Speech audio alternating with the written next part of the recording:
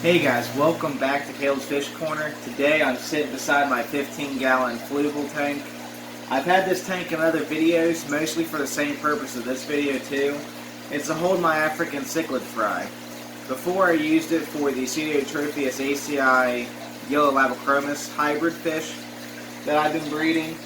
And now in this tank I have Eureka Red Peacock Cichlid fry that was from my 75-gallon aquarium. Now, I did buy those fish from YourFishStore a while back. It's been a couple of months. If you haven't seen that video, I'll put a link in the description below. But I bought those fish along with several others, and I put them into a 75-gallon aquarium in hopes that once they became mature enough to breed, I was able to breed Peacock Cichlids to either sell and also to get enough males to put into a display tank. That way I don't have to go to the store and buy them for $15 a piece. Now they've just now began to breed in the aquarium, and I now have several females in that aquarium that's holding eggs and or fry in their mouth. There's about 4 or 5 of them, and I'll be doing a video in the future on how to strip the female cichlids from the eggs or from the fry from their mouth, as in African cichlids are mouth breeding parents, meaning that the female holds the fertilized eggs in her mouth and she'll tumble them around to prevent them from getting moldy and getting spoiled until the fry hatch. And once the fry hatch, the female will still hold them for an amount of time before releasing them when she feels safe or when they get too big to hold in the mouth. Now what I usually do is I take the female that's been holding for about 20 days, and that's when I strip the fry from her mouth, because at that point the fry are mostly free swimming and they may just have the egg sac that they eat off of. And then I put them into a net breeder inside the aquarium. And then after a few days of feeding them inside the net breeder, inside the same aquarium that all the fish are, I then transfer them to a different tank. Now I don't necessarily put them right into the 15-gallon fluval, because there are little integrated ports that the water goes through that I also put a sponge in behind to prevent any fry from swimming to the back of the tank. Because if you don't know, these fluval tanks actually have a area in the back where all the filtration happens if you ran out how it comes from the factory. And if fish get behind it and you don't recognize it, well, that's fish sitting in stagnant water and also no food. So I usually put them into a 5 to 10-gallon aquarium to grow out just a little bit until they get to about the size that's in this tank as you see. And then after that, I put them into this tank, and this is where they'll grow out for a majority of the time until they get to about 1 inch to 2 inches long. Then I'm going to bump them up to about a 40 to 50-gallon aquarium. Now these Peacock Cichlids, they're not showing collar because they haven't got to the age to where they're starting to display their collars. So right now you really can't look at them and tell which ones are males and females. Now this is the first batch, or whatever you want to call them, and I got these out of 2 of my females that were holding at the time. Now I do have about double the amount of females holding eggs, so I should have a bit more than this, and those are about ready to hatch as well. I will have to get an egg tumbler because I can't really strip eggs out of a female without them going bad, so I gotta wait about 20 to 25 days to strip them. That way that it's free swimming fry and I don't have to really worry about having too much of an issue with the eggs getting spoiled, getting mold, and spoiling the rest.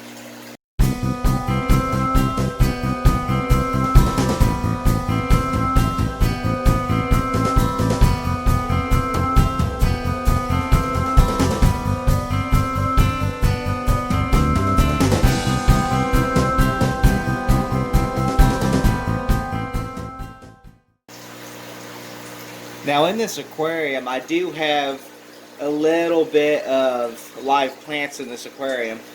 They have a little bit of duckweed, which you can kind of see up along the edges of the aquarium that I need to put back in the water.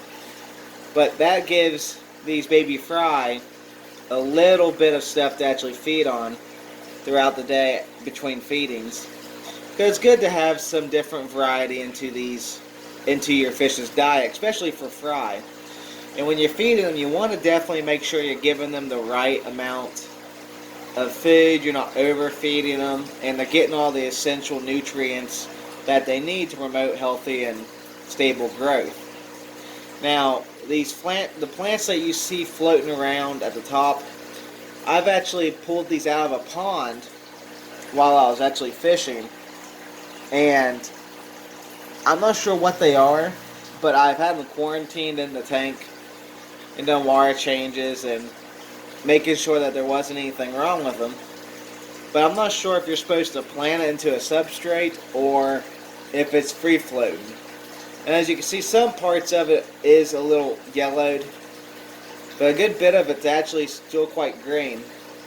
But it gives the fry a little bit of place to hide, and it helps with the water conditions, because plants will absorb some of the nutrients, and they'll help take out some of the nitrates that build up in the aquarium.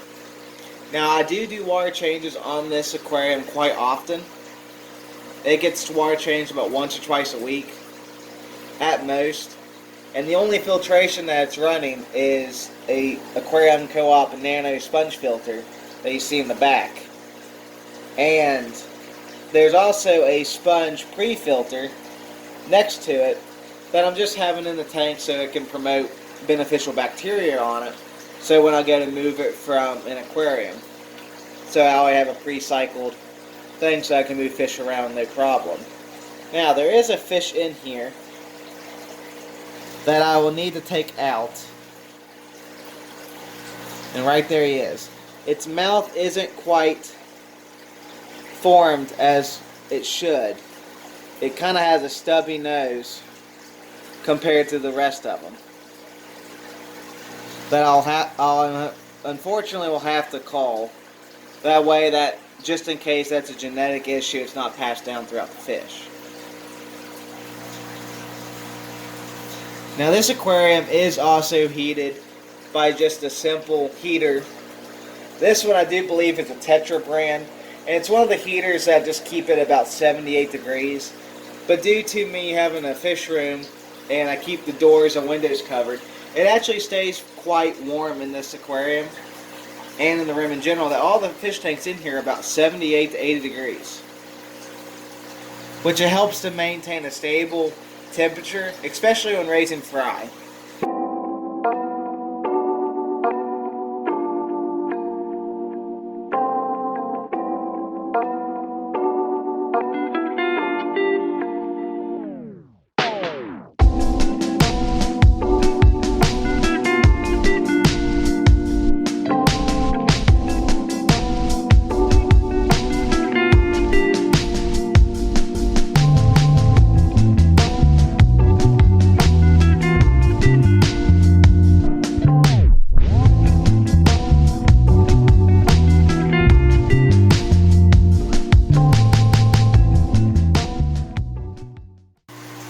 Now, this is the 75-gallon African cichlid tank that those fish were bred in. And as you can tell, if you pay attention, you can see females like that one that's holding eggs. And you'll notice when you have a female that's holding eggs, if they have that hump on the bottom of their jaw, and that's from them actually holding and storing the eggs and tumbling them in their mouth. And also, the bigger they get, that's either that they have a lot of eggs, or they actually have the fry in their mouth and they're getting closer to releasing them. But these are Eureka Reds, which are these ones right here, the blue and the red orangish fish. Those are actually my favorite Peacock Cichlid. But I also do like the Sunshine Peacock, which I have some in here, but they're not collared up due to not being dominant fish. Now I chose to go with a sponge filter in this aquarium mainly because of two different reasons. One, well, actually no, three. One of the reasons is using a sponge filter, it allows to have an air stone, so it's creating the water movement and also causing surface agitation. That way there's plenty of oxygen, plenty of gas exchange at the surface of the water, so these fish don't have to be suffocated. Also, the flow on a sponge filter isn't as strong as what you'd see in a hang on the back, a canister filter, or a power head. It's actually a lot less, but it's a good thing because it's not blowing the fry all around, stressing them out, and causing them to burn more energy trying to swim against the current than what they're consuming. And then another part is, again, the sponge filter, it's just a big sponge, so you can't suck the fry up into it and have them run through the impeller of a hang on the back or canister filter. And it helps with the survivability of the fish. They're not getting sucked up into the filter. But the sponge filters are also really easy to take care of. They're easy to clean. All you gotta do is when you do a water change, put some into a bucket, use a bag or whatever it is to take out the sponge filter so you don't have any of the detritus falling off of it, and then you just clean it out in aquarium water. That way you don't disturb the beneficial bacteria. Another reason why I use a sponge filter is while you're feeding, you don't have your hang on the back filter or your canister filter to suck up the food before the fry get a chance to eat it. And you don't really want to turn off your filtration for food because then that can allow a buildup of toxins in the water. Now the sponge filter works out really well because it allows you to use, the food can get attached to it, and the fry can go back later and eat that food that's collected on the sponge filter. That way you minimize the waste of food just sitting around in your aquarium, and your food's also not being wasted. Now you can use a pre-filter sponge, which there is one sitting in this tank, and I actually have them ran on a couple of tanks. I have it on my 40-gallon tank that I have for breeding the Pseudotrophus acei and yellow Apochromis hybrids, as long as a pre-filter sponge is on my 75-gallon Eureka Red and Sunshine Peacock African Cichlid tank. That way, if any fry do happen to spawn in the tank without me noticing, then they don't have a chance of being sucked up. And then it also helps with the waste of food being collected on the sponge filter, and they can go back through and eat it. Another benefit of also running those in your aquarium is it actually keeps the maintenance down on your actual units that you're using to filter your water. If you're running a pre-filter sponge, it allows big particles to be stopped at the pre-filter sponge, so then you can go longer and have cleaner insides of your hang on the back filter or your canister filters.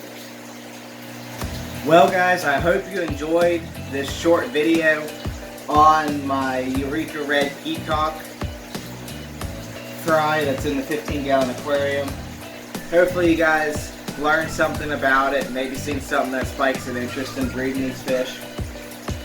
If you like this video, give a thumbs up, and if you want to subscribe to see more content, please do so.